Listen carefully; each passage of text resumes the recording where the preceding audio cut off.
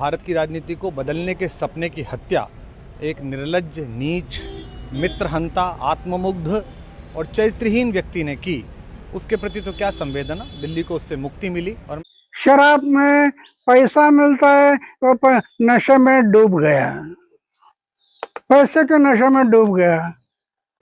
और एक अन्ना हजारे नाम का बीजेपी का पिट्ठू ढूंढा गया कि इसको लाकर यहां पर रामलीला मैदान में बैठाया जाए और मूवमेंट का नाम दिया गया इंडिया अगेंस्ट करप्शन।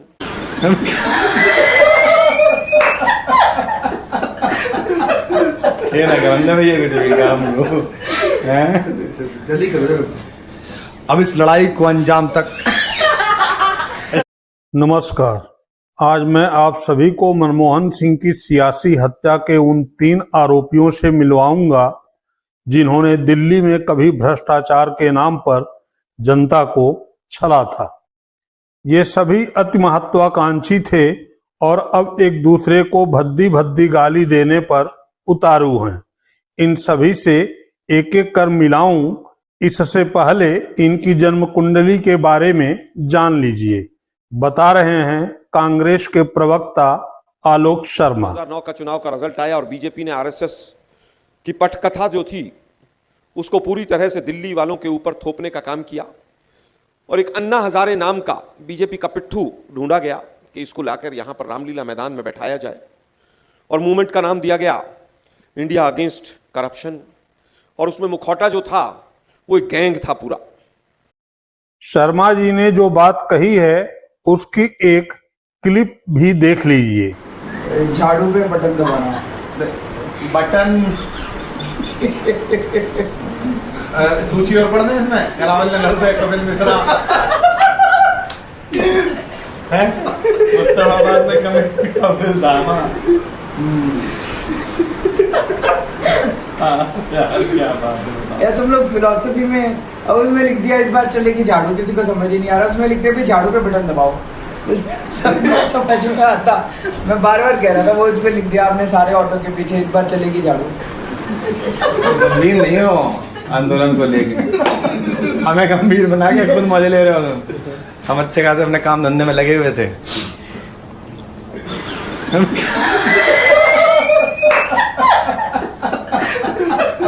ये ना गंदा में ये काम हैं, जल्दी करो। अब इस लड़ाई को अंजाम तक।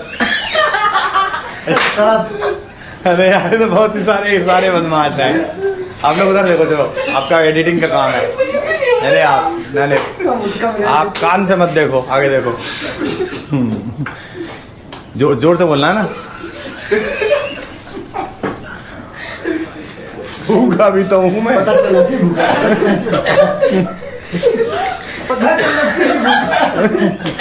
भूखे पेट वैसे यार। अरे इसके बारे में बाहर मार्केट में लोगों को शक है कि हंसता भी होगा कि नहीं। बताओ इसने बदमाश आदमी के बारे में। अब इस लड़ाई को अंजाम तक। यह क्लिप इस बात की गवाह है कि मनमोहन सिंह सरकार और शीला दीक्षित की सरकार के खिलाफ एक ड्रामा लिखा गया और बकायदा उसकी रिहर्सल की गई। इस क्लिप के मुख्य पात्र हैं केजरीवाल। केजरीवाल आज कहीं के भी नहीं हैं। उनकी आम आदमी पार्टी चुनाव हार गई है और खुद केजरीवाल अपनी सीट नई दिल्ली को गंवा चुके हैं। क्लिप के दूसरे पात्र हैं कुमार विश्वास। इन्हें मनमोहन सिंह सरकार के खिलाफ की गई बगावत का कोई इनाम नहीं मिला। राज्यसभा में जाना चाहते थे लेकिन केजरीवाल ने किसी और को भेज दिया। सो कुमार साहब अपनी पूर्व की दुनिया में लौट गए। नामी कवि हैं और पार्ट टाइम कथावाचक। अक्सर राम के मर्यादा पुरुषोत्तम होने का अर्थ समझाते हैं, लेकिन यह खुद दूसरों की मर्यादा का कितना ध्यान रखते हैं आप खुद सुन लीजिए। भारत की राजनीति को बदलने के सपने की हत्या एक निर्लज्ज, नीच, मित्रहंता, आत्ममुग्ध और चरित्रहीन व्यक्ति ने की। उसके प्रति तो क्या संवेदना, दिल्ली को उससे मुक्ति मिली। और मैं ये जानता हूँ कि अब जो आम आदमी पार्टी में लोग बच गए थे सत्ता के लोभ में, लालच में, पदों के लिए, उस पैसे के चक्कर में, वे सब भी अब वापस जाएंगे, लौटेंगे, कुछ अपने व्यवसायों में लौटेंगे, कुछ पार्टियों में चले जाएंगे। कुमार साहब ये चुने हुए शब्द निर्लज्ज, नीच, मित्रहंता अपने पुराने मित्र केजरीवाल पर न्यौछावर कर रहे हैं। सवाल यह है कि जिस सपने की हत्या के लिए कुमार साहब केजरीवाल को दुर्दांत अपराधी बता रहे हैं, उस सपने को फैलाने के लिए खुद को जिम्मेदार क्यों नहीं मान रहे? क्या यह सच नहीं है कि मनमोहन और शीला जी की सरकार को लेकर जो झूठ फैलाया गया उसमें कुमार भी बराबर के भागीदार थे? जनता ने केजरीवाल को उनके गुनाह की सजा दे दी है। कुमार विश्वास देश और दिल्ली से कब इस बात के लिए माफी मांगेंगे कि देश में रचे गए सबसे बड़े सियासी षड्यंत्र में वे भी बराबर के ही भागीदार थे। षड्यंत्र इसलिए कि गैर कांग्रेसी सरकार के 10 साल से अधिक गुजर रहे हैं, लेकिन अभी तक कानूनी तौर पर अन्ना आंदोलन से निकली एक भी बात साबित नहीं हुई है कि 2G में 1,76,000 करोड़ का घोटाला हो गया और बाद में सबको क्लीन चिट दी इन्होंने। जो कहते थे कोलगेट हुआ और आज तक कोई जेल में नहीं गया। 1-1.5 महीने पहले वो जो गुप्ता साहब थे कोल सेक्रेटरी, उनको भी इनकी सरकार और न्यायालय ने बरी किया। किस तरह से निर्भया केस का दुरुपयोग किया गया कि दिल्ली जो है वो रेप कैपिटल बन गई है, अपराध कैपिटल बन गई है। और हालत यह है कि एनसीआरबी के आंकड़े आजकल तोड़ मरोड़ कर देश के सामने रखे जाते हैं। लेकिन वो कहावत है कि सच को कब तक छुपाओगे आप, सच तो बाहर निकल के आएगा ही। अब मिलिए केजरीवाल और कुमार विश्वास के गुरु रहे अन्ना हजारे से। अन्ना को मनमोहन सिंह सरकार के समय चहुओर देश में भ्रष्टाचार और विदेश में काला धन दिखता था, अब नहीं दिखता है। अब इन्हें हर रोज राम राज्य ही दिखता है। इस बीच अन्ना को कुछ अलग दिखा तो वह थी केजरीवाल की सत्ता। अन्ना ने केजरीवाल के साथ भी वही किया जो तब उन्होंने मनमोहन सिंह सरकार के साथ किया था। अंतर था तो महज इतना कि इस बार पूर्व की तरह अन्ना ने कोई फिजिकल मंच नहीं लगाया, लेकिन केजरीवाल के विरोध में डिजिटल मंच लगाने में कोई कसर भी नहीं रखी। अन्ना की आधा दर्जन वीडियो सोशल साइट पर वायरल है, जिनमें अन्ना हजारे सलीके से अरविंद केजरीवाल की छवि को एक एक कर नुकसान पहुंचा रहे हैं। एक वीडियो तो बाकायदे चेले केजरीवाल की कहानी गुरु अन्ना की जुबानी हेडिंग से चल रही है।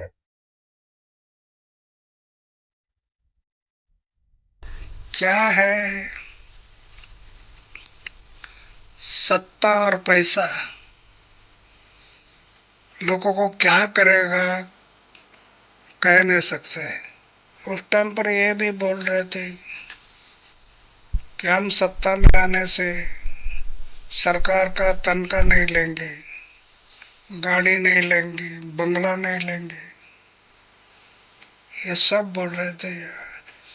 अभी और पार्टी से भी इनके तनख्वाह ज्यादा है, तो ये ठीक नहीं है। सत्ता और पैसे के लिए ईमान खो देना ये ठीक नहीं। ये क्या सत्ता पैसा आज है कल नहीं, ईमान ईमान ही होता है। शुरू में लोकपाल के लिए हम लोग आंदोलन किया, वो भी साथ में थे, लेकिन सत्ता में जाने के बाद मेरे बाद में जो अनशन हुए,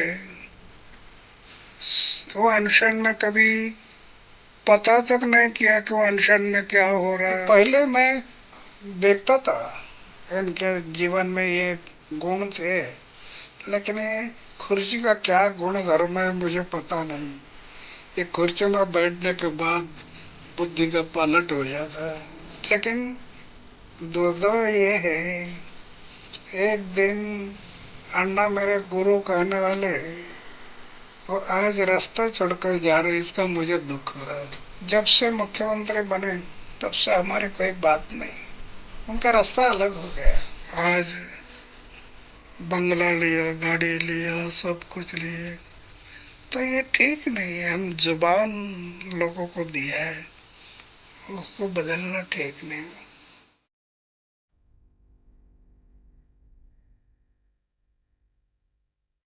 दूसरी वीडियो में अन्ना हजारे बता रहे हैं कि केजरीवाल पैसे और शराब के नशे में डूब गया है। को मेरी विनती है, अपना वोट देते समय जिसको वोट देना वो आदमी कौन है उसको देखो। क्या वो आचारशील है, चारित्रशील है, निष्कलंक है, त्यागी है, समाज के लिए कुछ किया है, ऐसे लोगों को वोटिंग करो। मैं अभी तक कहा नहीं, लेकिन मेरे साथ में अरविंद केजरीवाल जब था, मैं कई सालों से उसको कह रहा था, चरित्र को संभालो, आचार शुद्ध रखो, विचार शुद्ध रखो, जीवन निष्कलंक रखो, जीवन में त्याग करो। इतना कहते गया। शुरू में बहुत अच्छा काम किया उसने, लेकिन शराब में पैसा मिलता है तो नशे में डूब गया, पैसे के नशे में डूब गया। क्या अन्ना हजारे के पास इस बात के सबूत हैं? बिल्कुल नहीं। होते तो अब तक सामने होते। एक कथावाचक है, नीच और निर्लज्ज जैसे शब्द का वाचन कर रहा है। दूसरा समाज सेवी है, बगैर सबूत के नशे में डुबकी दिखा रहा है। और तीसरा शीश महल की स्क्रिप्ट लिखकर जा रहा है। आपदा जा रही है, विपदा का क्या? नमस्कार। आज दिल्ली के चुनाव के नतीजे आए हैं और जनता का जो भी निर्णय है, जनता का जो भी फैसला है, उसे हम पूरी विनम्रता के साथ स्वीकार करते हैं। जनता का निर्णय सर माथे पर। मैं भारतीय जनता पार्टी को इस जीत के लिए बहुत बहुत बधाई देता हूं और मैं उम्मीद करता हूं कि जिस उम्मीद के साथ और जिस आशा के साथ लोगों ने उनको बहुमत दिया है, वो उन सभी उम्मीदों और आशाओं पे पूरा उतरेंगे। हमने पिछले 10 साल में जनता ने जो मौका दिया हमें, उन 10 सालों में हमने बहुत सारे काम किए। शिक्षा के क्षेत्र में, स्वास्थ्य के क्षेत्र में, पानी के क्षेत्र में, बिजली के क्षेत्र में और भी अलग अलग तरीके से लोगों को राहत पहुंचाने की कोशिश की उनकी ज़िंदगी में।